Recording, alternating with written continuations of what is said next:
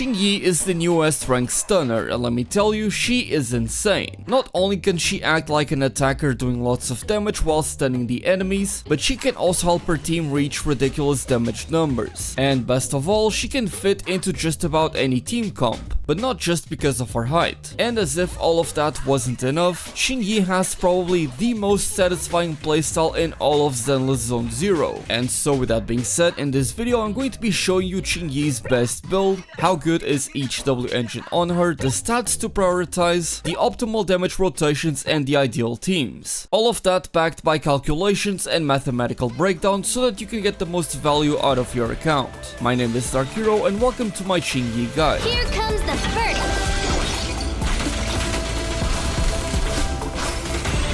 Is that all?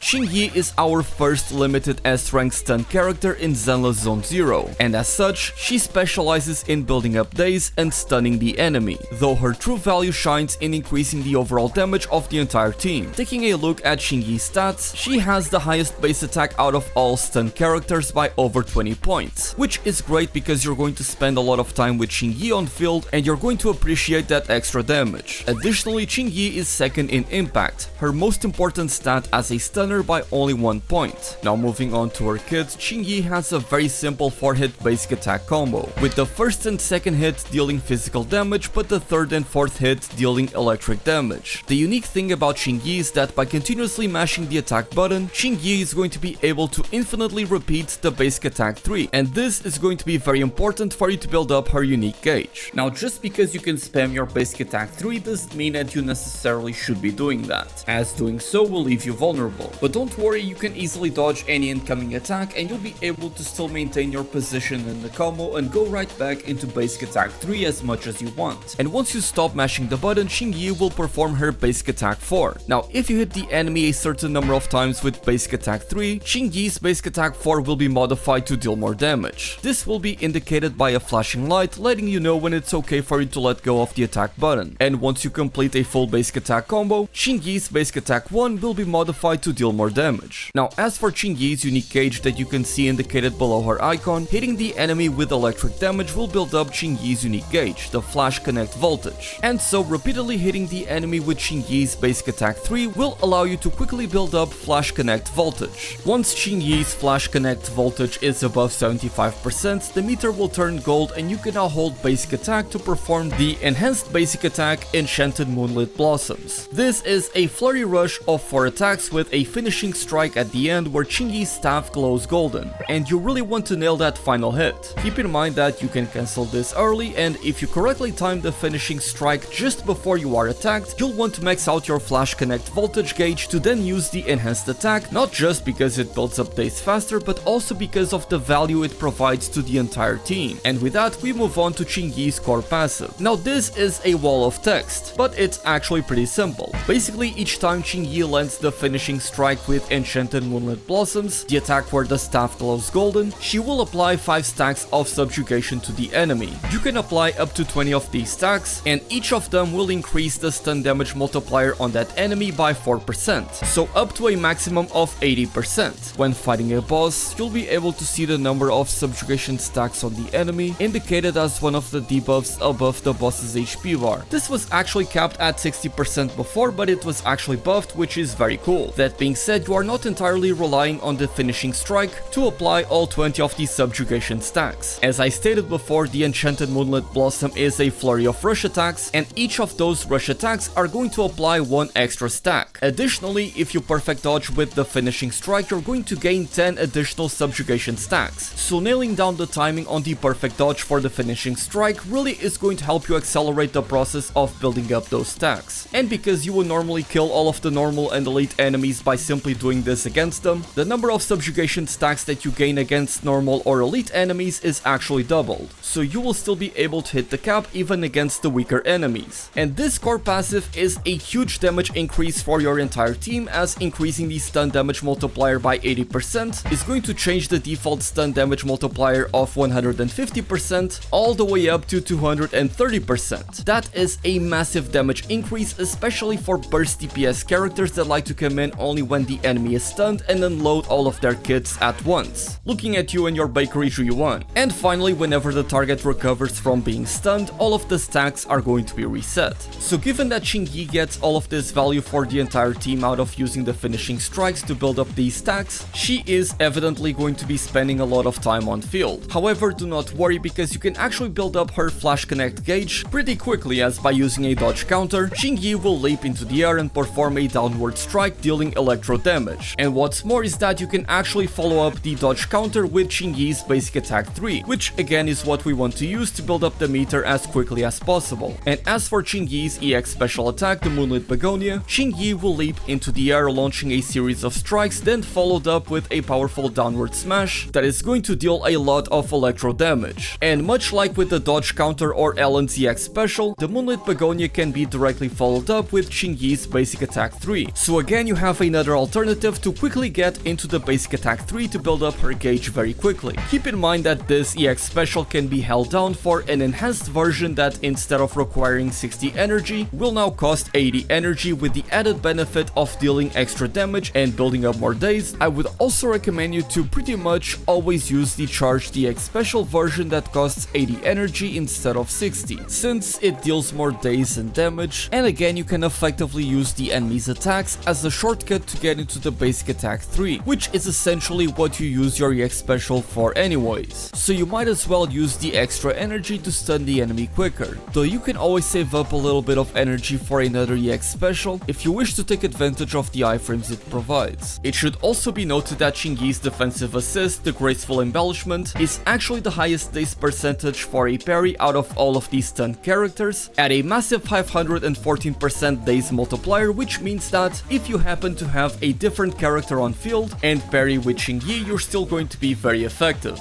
Finally, as for Qingyi's ultimate, it has an amazing animation, though naturally you want to save up the ultimate for your main DPS. Now there's a lot of tricks and optimizations that you can do to be much more effective with Qingyi. For starters, you don't always have to go for dodge counters with Qingyi. At times, it may be more beneficial to parry and swap to a different character to have them build up their unique mechanic or apply some sort of debuff. And in the case of enemies that have long attack strings, like especially the new electric brute boss, they end up attacking you so many times that you can pretty much do a full rotation with just parries, starting with Qingyi, then moving on to your DPS and then your support character, and then rotate back into Qingyi in a pretty short amount of time. And because some enemies will give you short windows to use your enchanted Moonlit Blossom's full rush attack, that is to say all of the attacks that come before the golden staff, remember that you can always cancel these rush attacks at any moment by simply letting go of the attack button. Though you should note that there is always a bit of a delay before you get the iframes from the final hit, so let's say if you are in neutral and then you hold the attack button, you will first need to hit the enemy once with a normal attack, then the first rush attack will come out, and only then are you able to let go and get the golden staff that is the big finisher that gives you iframes. But because the payoff of landing that timing is so huge, giving you 10 subjugation stacks at once, I would say that nailing this timing down is what is going to allow some players to truly excel with Qingyi. One key note is that with update 1.1, we now have the option to manually cancel chain attack swaps during a stun. So if you do have that setting turned on, be careful not to be holding down the attack button as Qingyi finishes the animation of her final hit,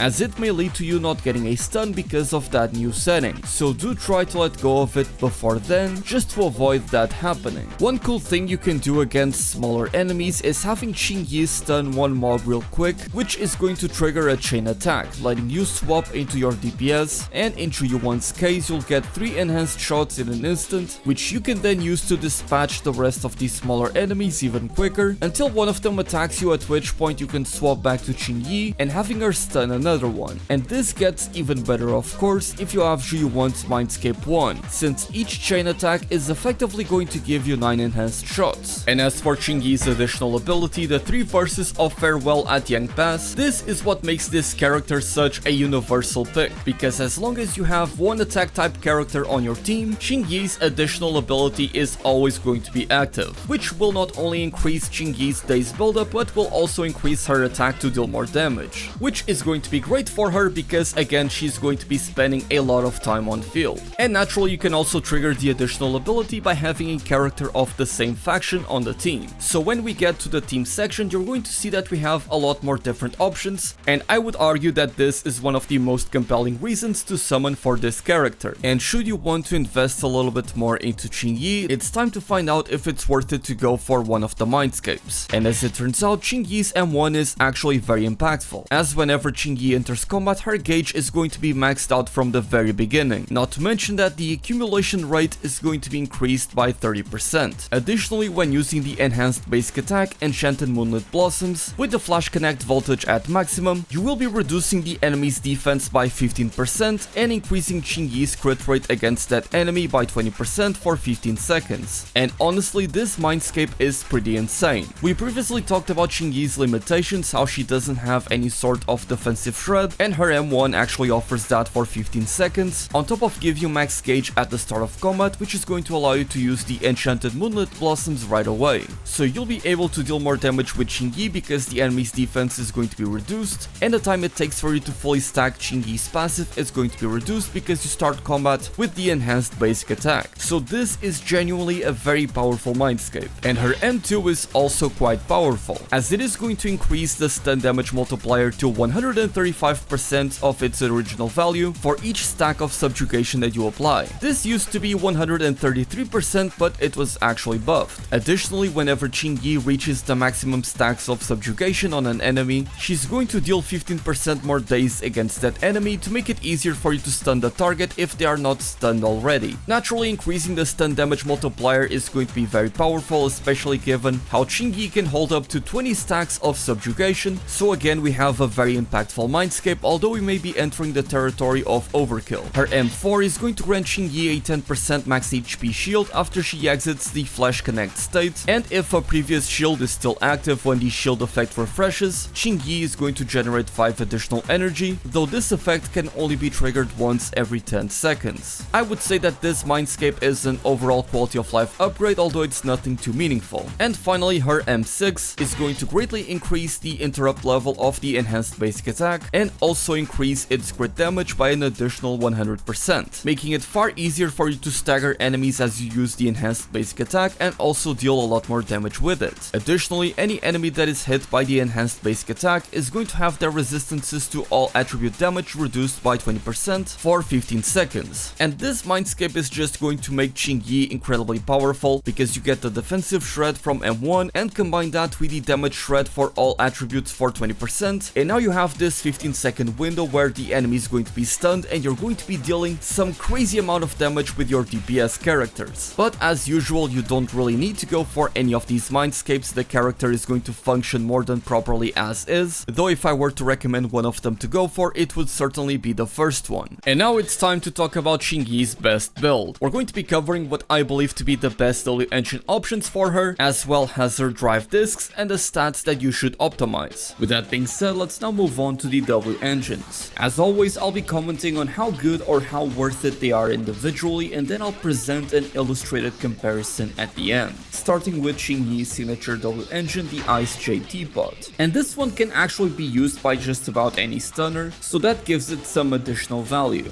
And on top of having great stats, its effect is very simple. By hitting the enemy with basic attacks, you're going to be able to increase your impact, gaining up to 21% extra impact at max stats. Additionally, you'll be able to increase all of your squad's members' damage by 20% for 10 seconds after gaining this effect. And so not only will Qingyi benefit from this 20% increased damage, but whenever you stun the enemy and it is the burst window of DPS, you swap to your main DPS and they'll be able to enjoy 20% free damage. Now there was a bit of a case of mistranslation error by the ZZZ team, where they kind of went back and forth on the effect of this W engine, but at the end of the day, it is a 20% damage increase to the entire team, and that is incredibly valuable. And again, just about any stun unit is going to benefit from having this, though as you will see in a moment, a lot of the other W engines are also capable of stunning the enemies very quickly, though they are going to be lacking behind when it comes to the additional effect. As for alternative W engines, the S-Rank Restrain, the Lycaon signature W engine, is also going to be a very powerful option, as by simply hitting the enemy, you're going to be able to increase not only the damage, but the daze from your basic attacks all the way up to 30% at max stacks, even at S1. It's not going to grant a team-wide buff, but it is certainly going to be a very powerful option for Qingyi. My next recommendation is going to be the A-Rank W engine, the steam oven. As for every 10 energy that is accumulated, you'll be able to increase your impact by over 25% at max stacks at S5, and this W engine also provides you with some energy regen, which is naturally going to help you accelerate the process of building up Qingyi's unique gauge. Now my next recommendation would be Koleda's signature W engine, the Hellfire Gears. Now I'm not too inclined to recommend this one because its unique effect grants the user energy regen whenever they are off field. But again, with Qingyi you're going to be spending a lot of time on field.